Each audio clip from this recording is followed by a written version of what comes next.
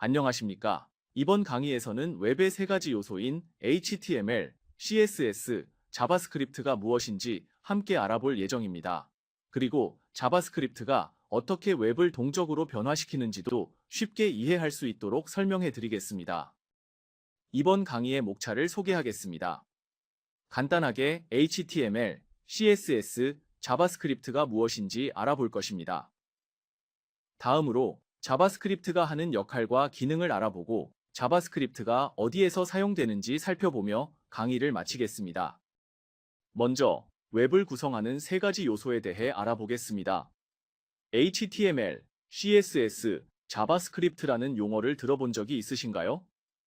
웹 개발을 처음 접하더라도 어렵지 않게 이해할 수 있는 개념입니다. 오늘 강의는 기초 개념을 다루는 시간이니 부담 가지지 않으셔도 됩니다. 웹의 3요소에 대해 배워보며 자바스크립트가 어떤 역할을 하는지 경험해 보세요. 그렇다면 가장 먼저 HTML부터 살펴보겠습니다. HTML은 하이퍼텍스트 마크업 랭귀지의 약어입니다. 우리가 인터넷에서 웹사이트를 방문할 때 화면에 보이는 글자, 이미지, 버튼들은 모두 어디에서 오는 걸까요? 바로 HTML이라는 언어 덕분입니다. HTML은 웹페이지의 구조를 만드는 기본적인 언어로 쉽게 말해 웹사이트의 뼈대를 구성하는 역할을 합니다. 책을 만들 때 제목, 본문, 이미지, 표 등을 배치하듯이 웹사이트에서도 제목, 단락, 링크, 이미지 등의 요소를 배치하는 규칙이 필요합니다. 이러한 규칙을 정하는 것이 바로 HTML입니다. 그리고 HTML은 프로그래밍 언어가 아니라 마크업 언어입니다. 마크업 언어는 웹페이지가 어떻게 구성되는지를 브라우저에게 알려주는 역할을 합니다. HTML은 태그라는 요소를 사용하여 웹페이지를 구성합니다. 화면을 보시면 코드 편집기에서 HTML 언어로 실제 웹페이지를 작성한 모습을 확인할 수 있습니다. 이처럼 HTML을 활용하면 웹사이트의 뼈대를 만들 수 있습니다. 하지만 디자인을 적용하거나 기능을 추가하려면 CSS와 자바스크립트가 필요합니다. 자, 태그란 무엇일까요? 태그는 웹페이지의 구조를 만드는 기본 요소입니다. HTML 태그는 특정한 형식을 가지고 있습니다. 태그명, 내용, 태그명의 형태로 구성되는데 첫 번째 요소는 여는 태그, 두 번째 요소는 콘텐츠, 세 번째 요소는 닫는 태그입니다. 제목을 표시하는 H1 태그를 사용하면 화면처럼 작성하면 됩니다. 닫는 태그에는 슬래시 기호가 포함되어 있어 태그가 끝나는 위치를 명확히 알려줍니다. 태그를 사용하여 코드 편집기에 작성한 후 브라우저에서 확인하면 화면에 제목과 문단, 링크, 버튼, 리스트 등 웹페이지의 기본 구조가 만들어진 것을 볼 수 있습니다. 하지만 웹페이지는 단순한 글자나 버튼만으로 구성되지 않습니다. 우리가 흔히 보는 웹사이트들은 일정한 구조를 가지고 있으며 이러한 구조를 만들기 위해 다양한 태그들이 사용됩니다. 이제 웹페이지의 뼈대를 만드는 주요 태그들을 알아보겠습니다. 웹페이지를 만들 때 사용되는 HTML 태그는 크게 세 가지로 나눌 수 있습니다. 먼저 웹페이지의 기본 틀을 만드는 HTML, 헤드, 바디 태그가 있습니다. 헤드에는 타이틀과 메타 태그가 들어가며 실제 화면에 보이는 내용은 바디 태그에 작성됩니다. 다음으로 웹페이지의 레이아웃을 구성하는 태그로 헤더, 내부, 메인, 섹션, 아티클, 어사이드, 푸터 등이 있습니다. 예를 들어 헤더에는 로고와 내비게이션을, 푸터에는 저작권 정보를 포함하는 식이죠. 마지막으로 의미론적 태그인 시멘틱 태그가 있는데 피규어, 피그 캡션, 마크, 타임 같은 태그들이 이에 해당합니다.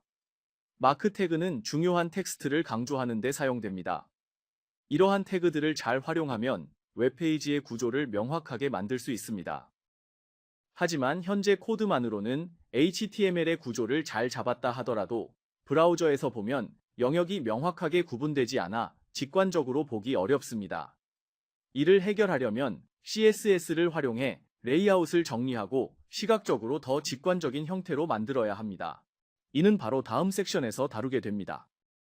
우리는 HTML을 학습했습니다.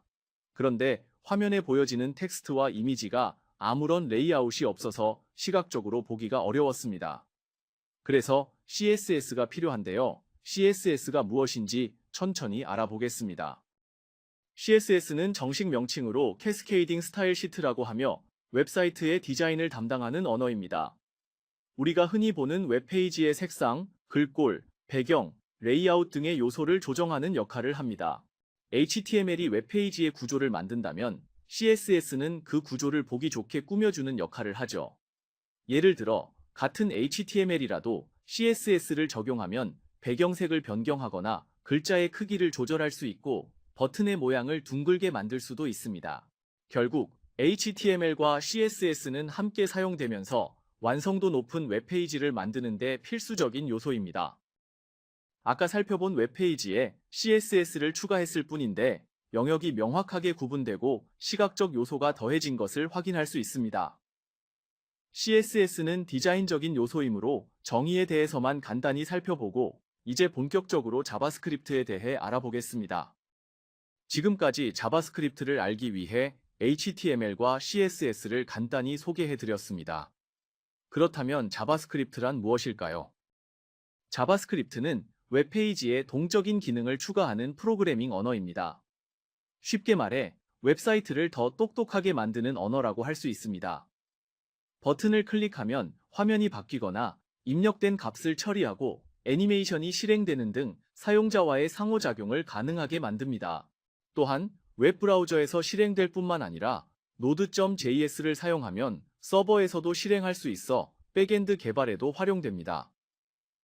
Node.js는 자바스크립트를 브라우저가 아닌 서버에서도 실행할 수 있도록 만든 기술입니다. 자바스크립트의 기본 문법에는 변수를 선언하는 방법, 데이터 타입, 연산자, 조건문, 반복문, 그리고 함수를 사용하는 방법이 있습니다. 오늘 강의에서는 기초 개념만 다룰 예정이니 참고 정도만 하시면 되겠습니다. 자바스크립트는 정보를 저장하고 계산하며 특정 조건을 확인하는 역할을 합니다. 웹사이트가 마치 사람처럼 생각하고 판단할 수 있도록 돕는 것이죠. 예를 들어 특정 숫자나 글자가 입력되었을 때 이 조건이면 이렇게 하고 저 조건이면 저렇게 해 라는 논리를 구현할 수 있습니다. 또한 자바스크립트를 사용하면 웹사이트의 글자를 바꾸거나 색상을 변경하고 이미지를 바꿀 수도 있습니다.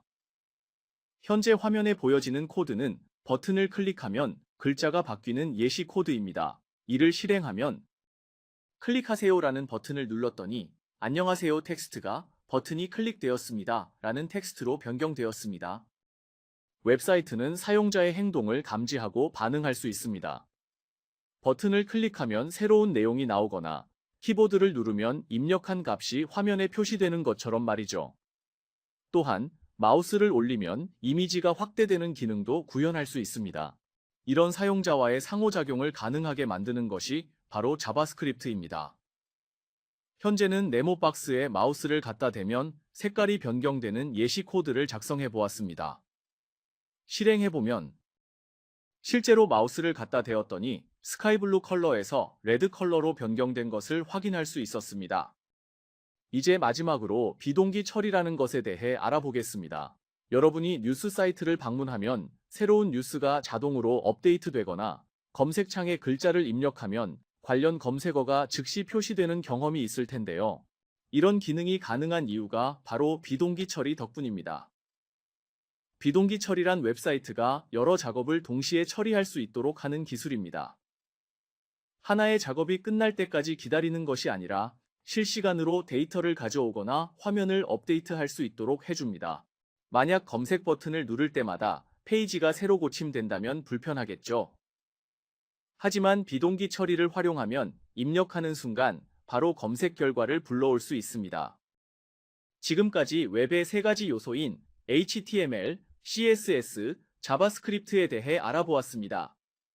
HTML은 웹페이지의 구조를 만들고 CSS는 웹페이지의 디자인과 스타일을 담당하며 자바스크립트는 웹사이트를 더 동적으로 만들어줍니다. 예를 들어 HTML로 버튼을 만들고 CSS로 색상을 입히고 자바스크립트로 버튼을 클릭했을 때 특정 동작이 실행되도록 할 수 있습니다. 이 세 가지 요소가 조화를 이루면서 우리가 매일 사용하는 웹사이트가 동작하게 됩니다. 이제 기본 개념을 익혔으니 자바스크립트가 실제로 어떤 일을 하는지 좀 더 구체적으로 살펴보겠습니다. 이번 챕터에서는 정적인 웹과 동적인 웹을 비교하면서 자바스크립트가 하는 역할을 이해하고 자바스크립트를 활용할 수 있는 다양한 기능을 살펴보겠습니다. 먼저 정적인 웹과 동적인 웹을 비교하여 자바스크립트의 유무에 따른 차이를 알아보겠습니다. 정적인 웹이란 자바스크립트가 사용되지 않은 HTML과 CSS로만 구성된 페이지를 의미합니다. 사용자가 어떤 요청을 해도 내용이 그대로 유지되며 블로그나 포트폴리오 사이트처럼 고정된 정보를 제공하는 경우가 많습니다.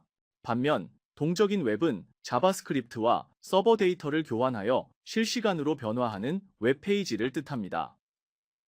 쇼핑몰, 소셜미디어, 검색 엔진처럼 사용자의 입력이나 데이터 변경에 따라 화면이 즉시 업데이트되는 것이 대표적인 예입니다. 정적인 웹은 HTML과 CSS만 사용하지만 동적인 웹은 자바스크립트와 백엔드 기술이 함께 활용됩니다. 그렇다면 자바스크립트를 사용하면 어떤 기능을 구현할 수 있을까요? 자바스크립트는 우리가 매일 사용하는 웹사이트에서 다양한 기능을 담당합니다. 영상을 멈추고 천천히 읽어보시는 것도 좋습니다. 쇼핑몰에서 상품 이미지를 클릭하면 색상이 변경되거나 로그인 시 이메일 형식을 확인하는 등의 기능을 수행합니다. 이를 유효성 검사라고 하며 이메일의 길이나 형식이 맞지 않을 경우 알림을 띄워주는 역할을 합니다. 또한 검색창에 단어를 입력하면 자동으로 관련 검색어가 추천되거나 마우스를 올리면 숨겨진 메뉴가 열리는 것도 자바스크립트 덕분입니다. 이뿐만 아니라 날씨 정보나 뉴스, 환율을 실시간으로 불러오는 API 통신, 계산기와 실시간 채팅 같은 웹 애플리케이션도 구현할 수 있습니다. 마지막으로 웹게임과 애니메이션 효과가 들어간 인터랙티브 웹사이트도 자바스크립트를 활용해 만들 수 있습니다. 자바스크립트는 단순히 웹 개발에서만 사용될까요? 앞서 웹 개발 중심으로 설명했지만 사실 자바스크립트는 모바일 앱, 게임 개발, 그리고 AI 분야에서도 활발하게 활용되고 있습니다. 어떻게 활용되는지 바로 살펴보겠습니다. 먼저 모바일 앱 개발을 살펴보겠습니다. 자바스크립트 기반의 리액트 네이티브나 로닉 같은 프레임워크를 사용하면 iOS와 안드로이드 앱을 하나의 코드로 개발할 수 있습니다. 우리가 사용하는 페이스북, 인스타그램, 왓츠앱 같은 앱도 자바스크립트로 만들어졌죠. 다음으로 게임 개발에서도 자바스크립트는 중요한 역할을 합니다. HTML5의 캔버스 API를 이용하면 2D 게임을 만들 수 있고 3.js 같은 라이브러리를 활용하면 브라우저에서 3D 게임도 구현할 수 있는 등 실제로 많은 웹 기반 게임들이 자바스크립트를 사용해 개발되고 있습니다. 마지막으로 자바스크립트는 AI 및 머신러닝 분야에서도 활용됩니다. TensorFlow.js 같은 라이브러리를 사용하면 웹에서 머신러닝 모델을 실행하고 이미지 인식이나 자연어 처리를 구현할 수도 있습니다. 이제 자바스크립트가 단순한 웹 개발 도구가 아니라는 점이 더 확실해졌죠. 자바스크립트는 웹사이트의 동작을 제어하는 것은 물론 실시간 데이터 처리, 그래픽, 머신러닝까지 폭넓게 사용되는 기술이랍니다. 오늘 강의는 여기까지이며 지금까지 함께 해주셔서 감사합니다.